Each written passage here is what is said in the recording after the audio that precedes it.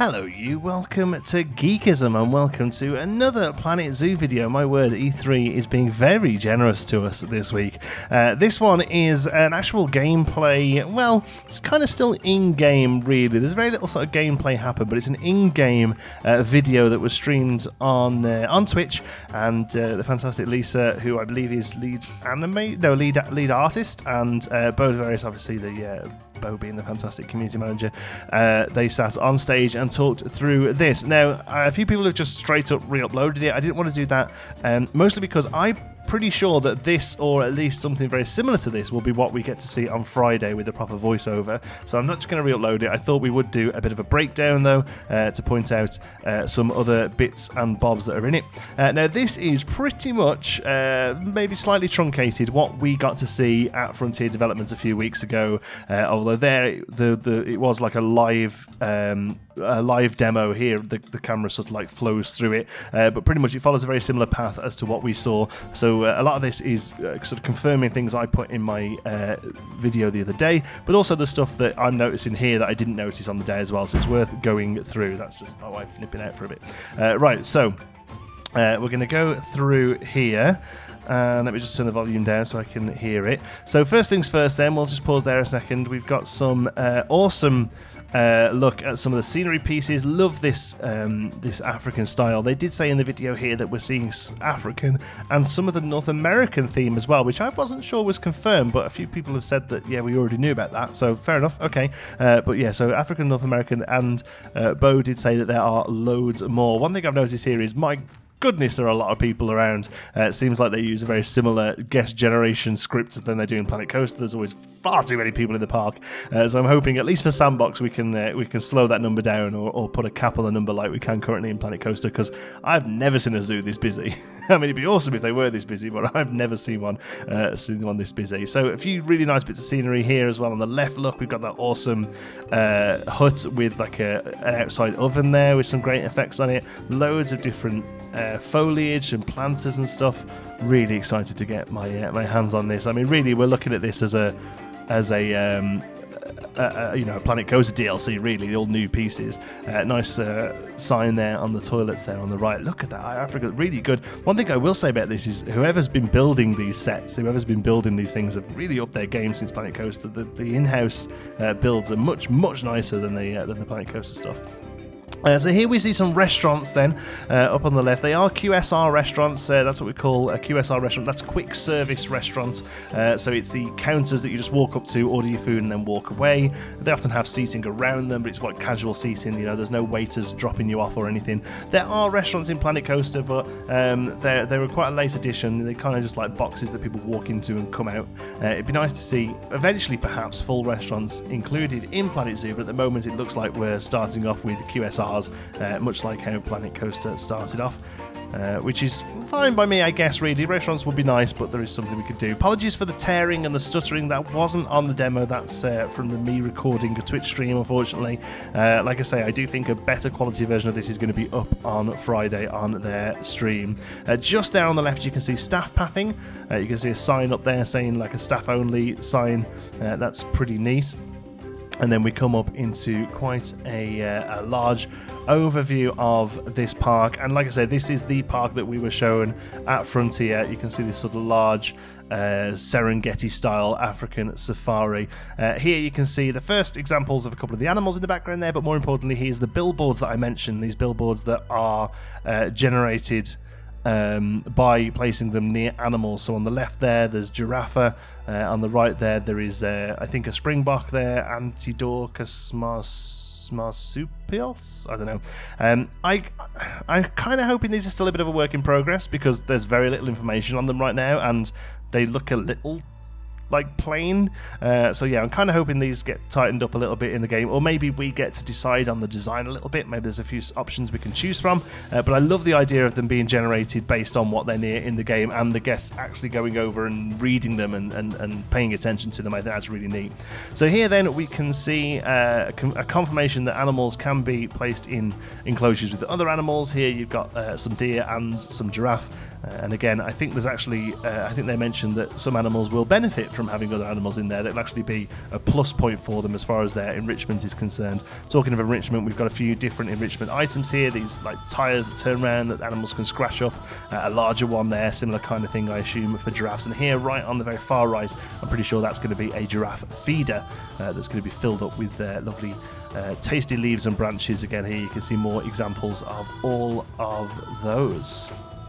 Okay, awesome then. Moving on, we can see a swimming little dude there having a little bit of a swim, figuring stuff out, going. Looks like he's really going out there. That's pretty good. He's going for a proper swim, so it's good to see the animals, not just the sort of semi-aquatic animals like hippos. It's good to see some of the other animals make use of the water. Moving on, we've got a really nice look at overview there, a little platform that you can go out and have a look at all the animals, and then we move into elephants enclosures.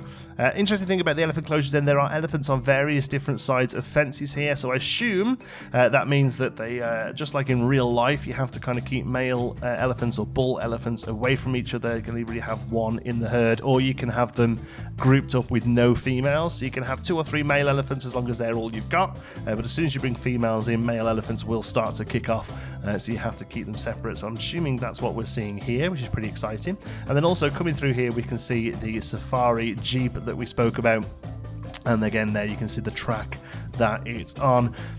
Personally, I would like to have seen no track. I would like to have seen an invisible track that we can do stuff with, but we'll make it work. We made it work with flat rides in Planet Coaster. We'll make it work with this. One thing I do like is the gates here that you can place onto fences so that it can move from one exhibit to the other. That's quite exciting. Very similar to the new Jurassic World update. They're getting something similar in that for the gyroscopes and for the Jeep that game's getting as well. So that's pretty good. And then moving on into another enclosure that you've got some ungulates in. We've got some zebras. We've got some wildebeest, I think, and we're seeing here a baby of each of those right in the middle of the screen. You can see a baby zebra and a baby wildebeest looking pretty funky, and they're also getting some foods. There's quite a lot of them going on. You can see there. Here's an interesting thing then. First bit of UI we've really seen properly. So we've clicked on a zebra there. The zebra is called Zuaila. Now, all animals are renamable, as is most of the stuff in the game from the looks of things, but the names that they come with are based on the place they're from. So here with a Zuhala most likely coming from Africa. This is an African, probably a Swahili name, which is pretty awesome. So we can see there on the zebra that it's an adult that's currently 5 years old, and then its welfare there is currently 94 of 100. The welfare itself is split into 4 main areas: nutrition, social, habitat, and enrichment.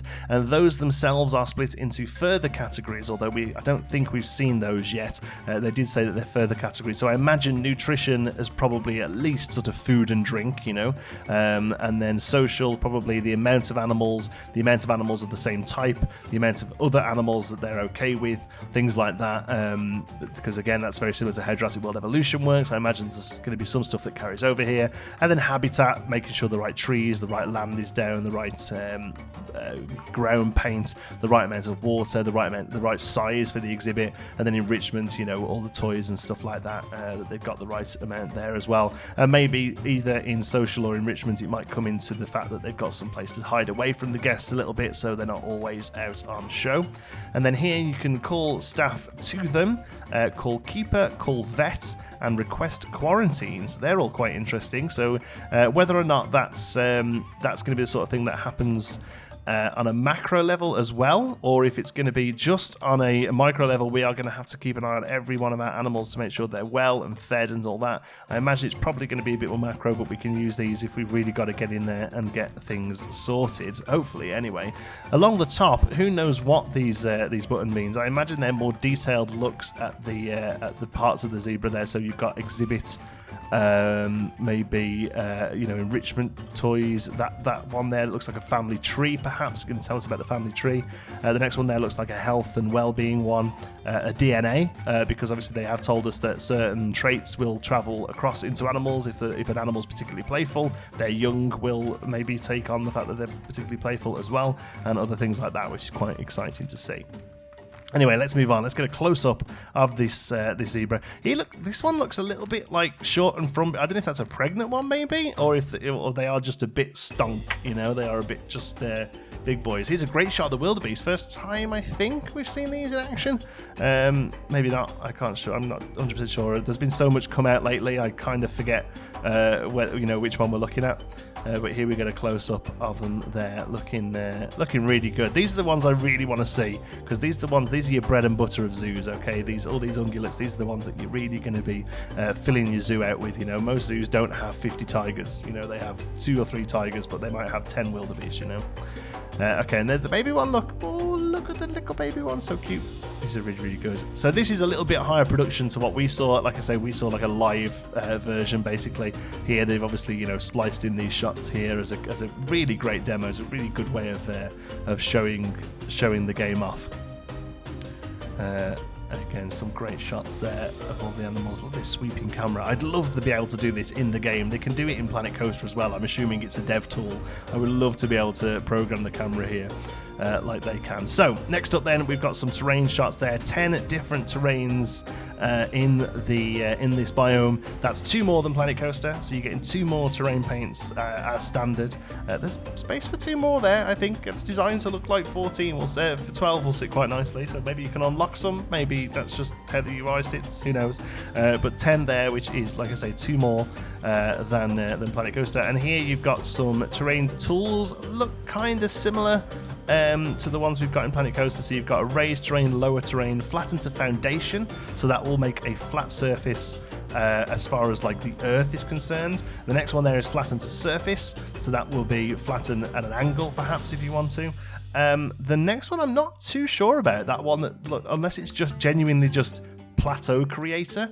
I don't really know what that one could be. The next one is smooth and roughen, just like we have in Planet Coaster. That one bottom left, I'm not sure. Ideas on a paintbrush about that one. Scenery lock is interesting. That makes me think that you can attach trees to terrain and they will raise and lower with the terrain, which is something that doesn't happen currently in Planet Coaster. And again, yeah, that's there's paint there. Looks like you'll be able to choose what paint is used when you use the terrain tool, whether or not it's the one you've got selected from the paint menu or whether it's the one that's underneath the terrain tool as you use it, or if it's one that's going to be generated by the slope. But again, these are all features to Planet Coaster. If you're not a Planet Coaster player and you're coming over to Planet Zoo new, don't really worry about all this. It'll all make sense as soon as you start getting into it. And then the last thing they show us then, they're going to make a little ditch here, kind of show us that all the supports there work, and then they put some water in. Now, water is going, this is interesting because I wasn't too sure how water would work in the game with it being volumetric, but it's being placed in just like it is in Planet Coaster. You just choose the top line of it and it fills the space down. So that's going to be really interesting to see how that works with scenery pieces underneath it. Until we get in the game, I doubt we're going to see that unless they do a bit of a deep dive on this later on. And it looks at the moment we have the option to do calm water or rough water. That will most likely just be how the surface looks in Planet Coaster. They have like a surface that has slight waves to it, which you normally use for larger bodies of water. But even still, look, it looks gorgeous. The water there looks really, really good. Right, moving on up then, nice big overview of the park as we swing round to see, I think, alligators, if I remember rightly. I've only watched this through once or twice before I'm pressing record here. But yes, here we are, alligators. So again, this is exactly how it played out in the live demo.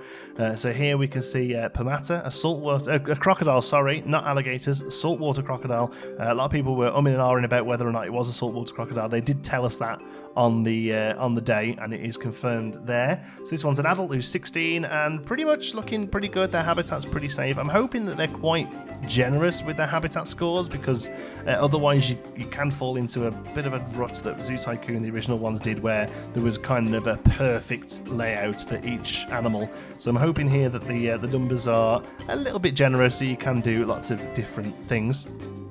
Here's some close-up of the big boys there. Look really great swimming, and look at that underwater shot. Oh baby, that looks good. Love the fact that we can look underwater.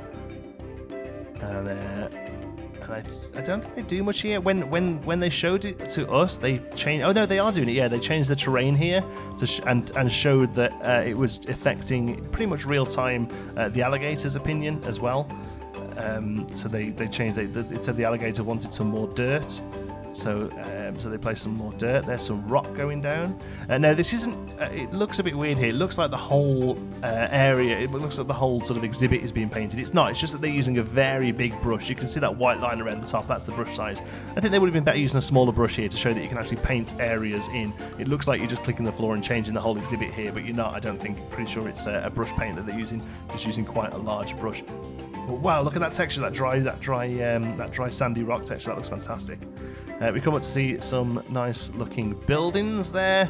Again, another... Oh, that's the station for the safari there. Looks exactly the same as the track rides from Planco, so you can definitely tell they sort of lifted the tech from there. A few interesting things here. What the hell this tree is, I don't know, on the left. Crazy looking tree.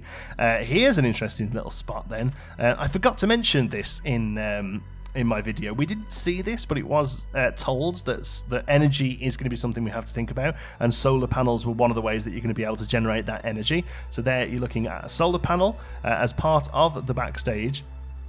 And then also this backstage lends itself onto the wild dogs exhibit, and this pretty much plays out exactly how they showed us it would.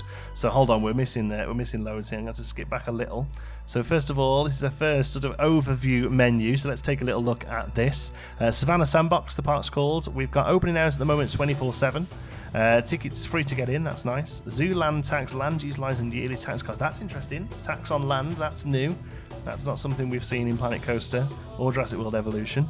There's a guest rating, guest happiness there, makes sense. How many animals are currently in there? 86, that's a pretty high number, 9 different species. And average animal welfare is currently sat at 3.5 stars. Okay, good. There doesn't seem to be any staff down at the moment, but they are going to place some down. Yearly wages is currently 0. Oh no, it's telling you, look there, we have got staff. This might still be a little bit placeholdery stuff then, because that total staff number you would expect to be a number actually, not a star rating. There's 4 mechanics, 17 rangers. What else are we looking at here? I'm assuming that one with the bag, that looks like a veterinary's bag, a doctor's bag to me, so I'm going to say that's a vet. Number 3 there, that looks like a janitor. Security. And then the last one there, 21, that's going to be staff that work in stores, I imagine. So we've got rangers, they're your big ones. Mechanics, janitors, security. Again, the sort of standard 3 for any kind of park management game, really. And then vets. And then staff that work in the stores. So that's pretty good. That's kind of ones I would expect, really. It'd be interesting to see how the vet works, because I don't imagine they're going to be used as much as a few others. So it'd be interesting to see what they have to do sort of day to day, and whether they just kind of wander around until they're needed. The zoo reputation then is split into 5 sections: animals, conservation, education, scenery, and guest happiness. There, education looks a little bit low. Be interesting to see what we can do to raise that number, whether it is just placing billboards or if they've got other mechanics in the game. It's currently losing a little bit of money. That's interesting. Expenses report. I wonder what that is, and I wonder how often they turn up. That's interesting. And then down the left there, you've got what looks like a finance screen, animals, staff, research. That one below, I'm not too sure. Research and a wrench. I'm not too sure what that one could be. Stores or shops. That last bottom one's interesting. It looks like screens and music. I wonder if that's going to be importable stuff like we can do in Planet Coaster. We can import our own music, we can import our own screens for billboards. That may well be that, maybe a separate menu for it. That's pretty interesting. Then they go to the staff screen, and I'm a bit keen. There we go, let's have a look at those. So now we've got, there you go, caretakers and keepers. Very similar to Planco, this one.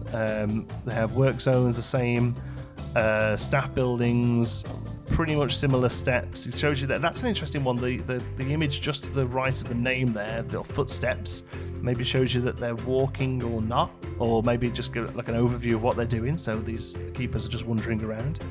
Happiness rating, energy rating.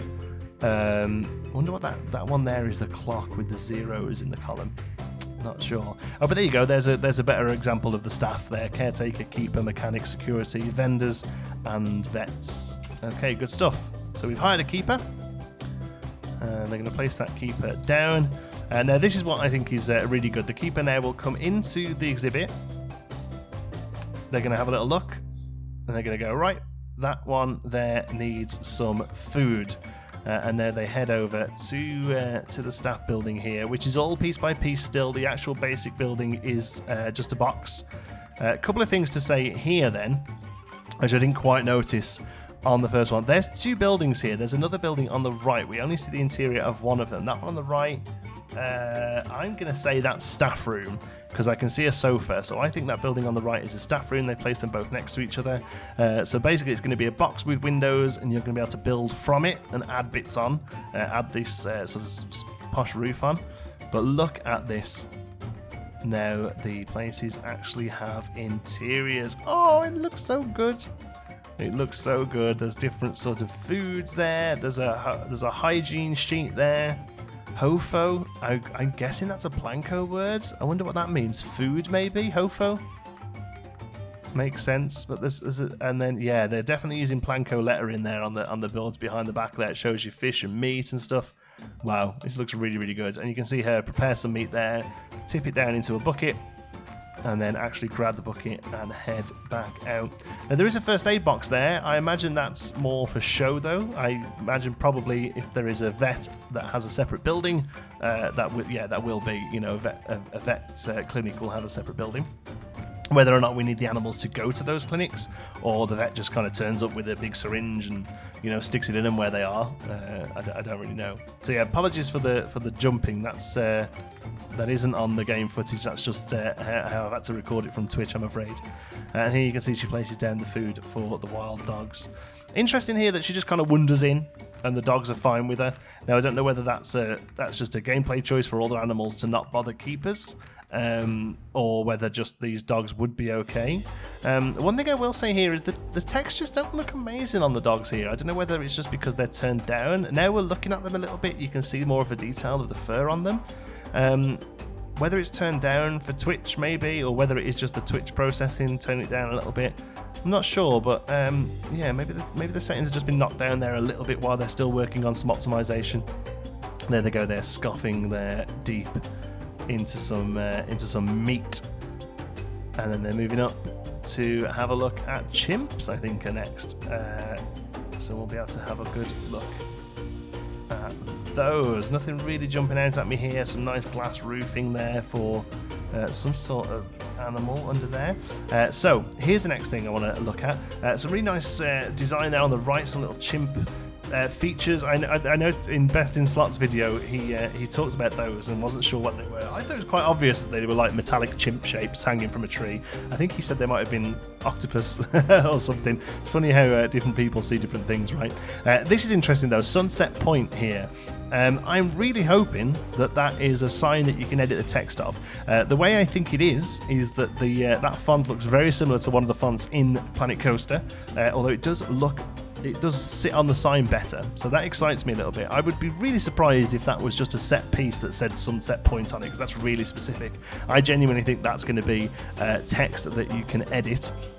And again, here we're looking at a few more QRS type shops there on the right, QSR shops there that they can get some food and then come and sit down at the really nice looking picnic tables. Very exciting to see those. And then here we see another one of those billboards that we saw before, this time mentioning chimps. But then here on the right, there's some really interesting, really nice looking ones as well that have got different figures on them. Now, these seem to be too highly designed to be procedural, personally, so I imagine that each type of animal may come with 1 or 2 or 3 of these, or maybe there's just a handful of them, because that one there looks to me like it's advertising elephants and how many tusks have been taken by ivory poachers. That because you can see an elephant's shape there with tusks falling down. It's something like it's a percentage of animals are killed or something, which one is fantastic. I love the fact that they're putting some real emphasis on the educational and the sort of conservation elements of zoos these days and bringing that to the game. But it'd be interesting to know whether there's just a handful of those, or one for each animal or whatever. But it does seem to be that they're not procedurally generated, because why would you have an elephant one right next to the chimps that we are moving into now? The chimps look fantastic, and as I said, this bit blew me away on the day at Frontier Studios. The fact that every single one of these pieces is piece by piece. Although, one thing I will say is on this demo, they did say that they are using poles and platforms here to create them. So what I was assuming is, for instance, these platforms on the left here that sort of get a little bit higher as they go, I was thinking that would be completely pole pieces, put together. I think actually maybe that's a platform piece, so the chimps know it's a sort of flat platform they can walk on, but the rest is, it's all piece by piece. All these poles here on the left, on the right there are all set pieces. But God, how good do they look jumping around. One thing that people have pointed out is that some of the chimps seem to clip through each other. I'm not sure. I don't know whether or not that's because they're working out these animations, or whether all animals can clip through each other, because they can in Jurassic World Evolution, and it might just be like an extra step in programming that they couldn't manage. That if the animals are going to procedurally manage terrain and scenery pieces, they're not going to be able to look out for each other as well. It's not really the sort of thing that stresses me out too much, to be honest with you. It happens in a lot of games, but they do have the code there for it, kind of, because the guests can move out of the way of each other, although that does obviously work very differently. Interesting to see further on. Badru then, Western chimp, 16 years old as an adult. And there is a camera button there that you can come in and see them kind of hanging out. Look at that. That's a user-generated piece that chimp is sitting on. Oh, it's crazy. And these are as well, look.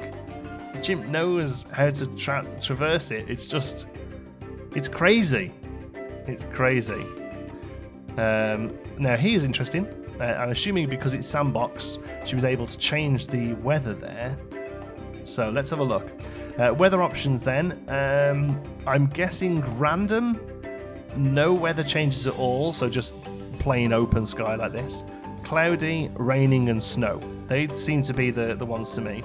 And then there you've got a set the clock time, or scroll through time, or just be able to scroll it to day and night there. That's a really nice feature actually. Rather than having to set the exact time, you can just scroll till it looks good.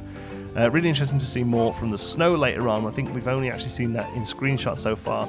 But one thing that's really impressive here with the rain is that, again, it's sort of knows where scenery is. So that here you can see some large scenery pieces, and as the rain comes in, I assume, because she did click the rain button, there it is.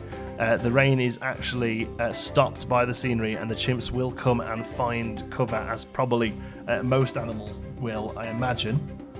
So that's really quite exciting, the fact that they're gonna know when it's raining, and more importantly, the rain is gonna know when where to stop. That's really quite an amazing feature.